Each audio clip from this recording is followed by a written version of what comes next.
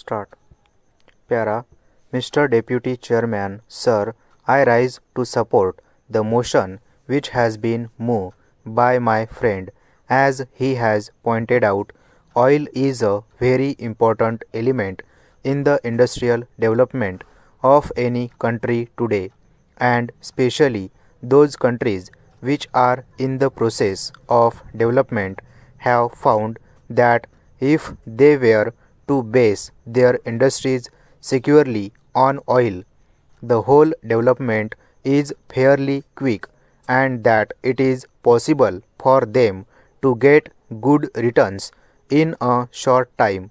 So, while fully agreeing and even emphasizing the need for the nationalization of oil industries in all its aspects in India, I am afraid that because of the past mistakes of the government of India, even if we were to pass this resolution today, I will not be effective in one of the most crucial sectors of the oil industry, namely the oil refineries.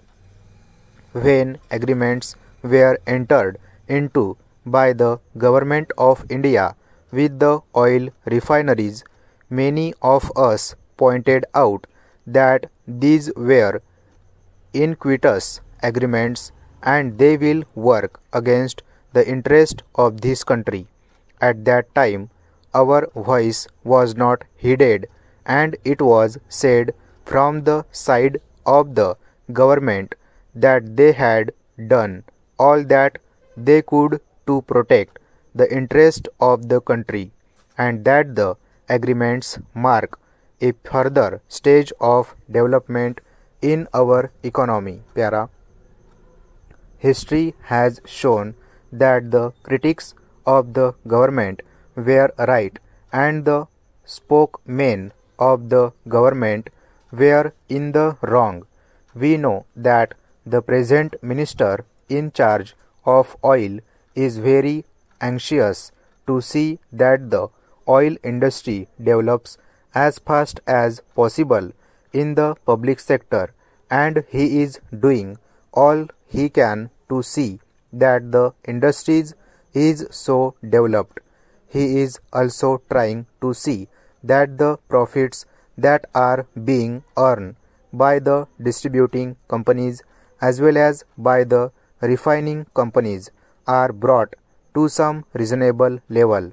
This House knows how difficult this task has become and how endless negotiations have gone on for years before any concrete results could be held.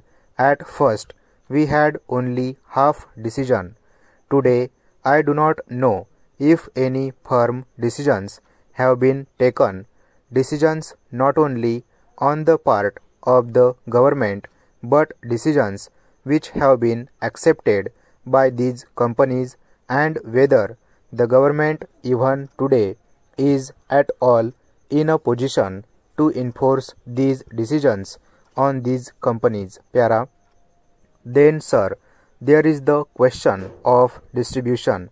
We have got the Indian Oil Corporation, which is now undertaking more and more the distribution of the products which are coming from East European countries and from Soviet Russia. I do not wish to go into the question of prices of these oil products.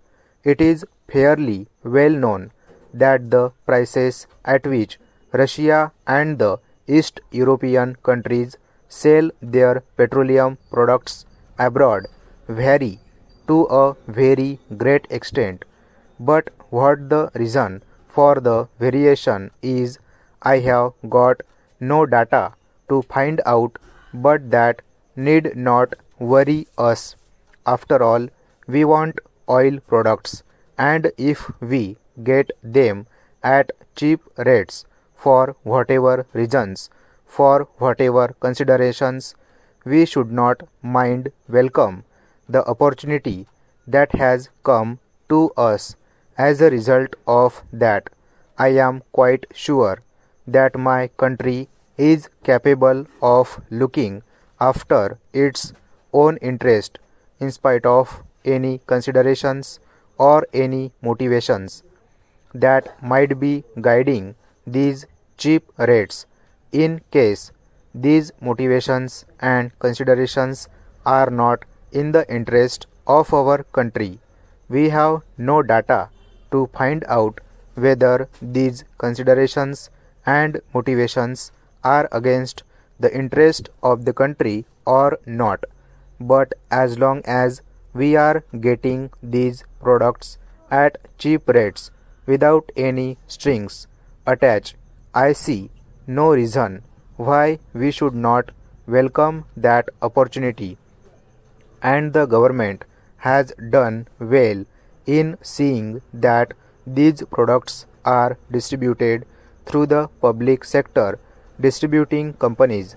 But here again have we succeeded in mastering the problem of distribution. We are still groping.